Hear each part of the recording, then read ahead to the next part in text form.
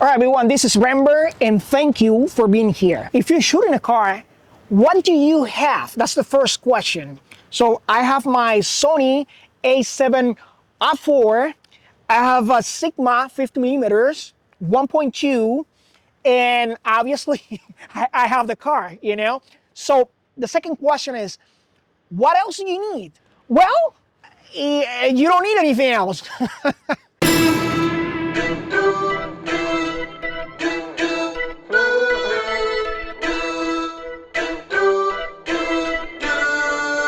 So you just got to go back to the basics. Honestly, there's one more thing you're gonna need, but I'll show you later, okay?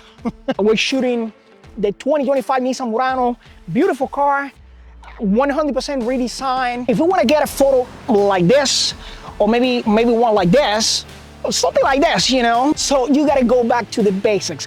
Tip number one, you need to find whatever makes this car special, unique. Every single car has a bunch of details that makes them unique. You gotta find them, move your body, move around the car. You gotta deep look at the car and you gotta find that. Check the whole thing, you know, the whole exterior, interior, and everything. And you gotta move. Maybe you can use the continue shooting and just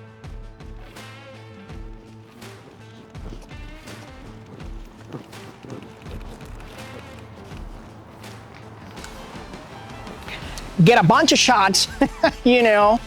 And I don't know if you noticed, but I did something. Don't make big steps. You don't need that. You know, you gotta be smooth when you walk around the car. Just be smooth when you walk and keep your hand steady, right?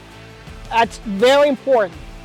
And I don't know if you noticed, but while you're moving, so what I do, I move like a very subtle, but very smooth. I keep moving my wrist, you know, so I can change the angle and get different angles and different photos.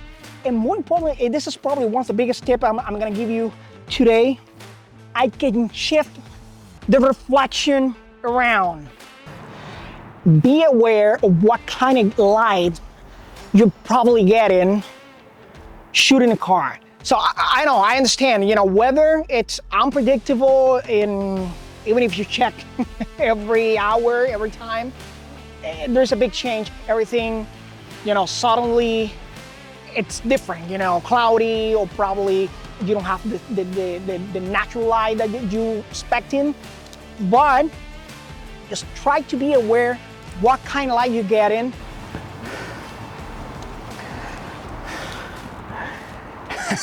That's what I'm talking about. Welcome to Florida. Cars are like a big mirror, you know?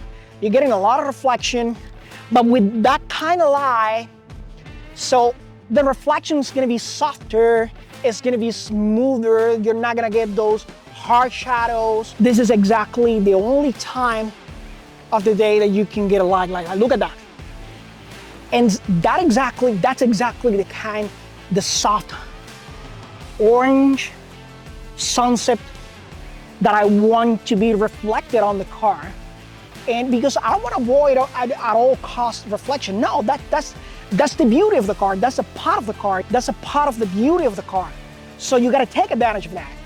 And remember when I said that you would need something else, you know, besides the camera lens in the car? Unfortunately, the reflection sometimes it's annoying. Sometimes it's just too much, you know?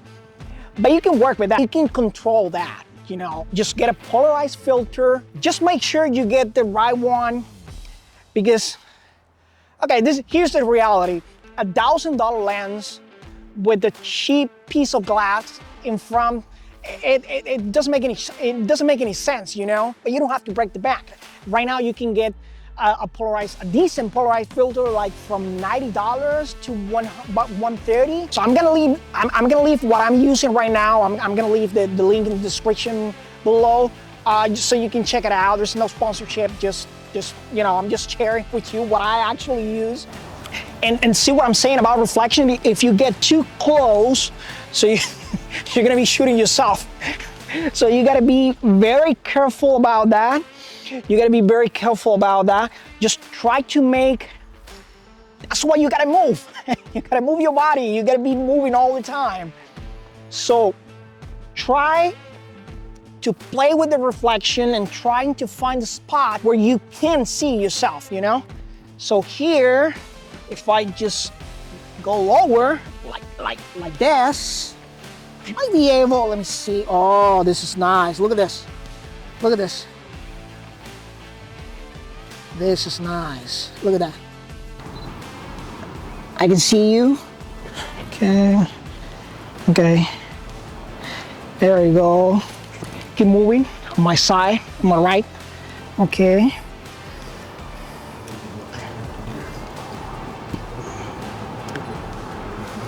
Sometimes it's actually pretty tricky because no matter where you go, you're still, you know, your reflection is still on the car.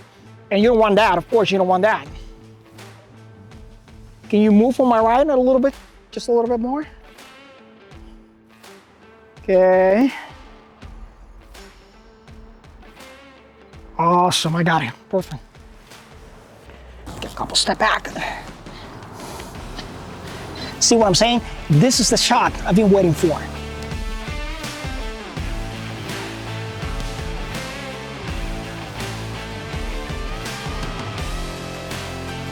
Sometimes you don't have a lot. You just have the basic gear, you know, your camera, your lens, the car, and sometimes you don't even have people to help out. And keep in mind those key points that are gonna make the difference, you know?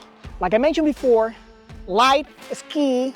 If you can get a light like that, oh boy, so that's like a 50% of the job done.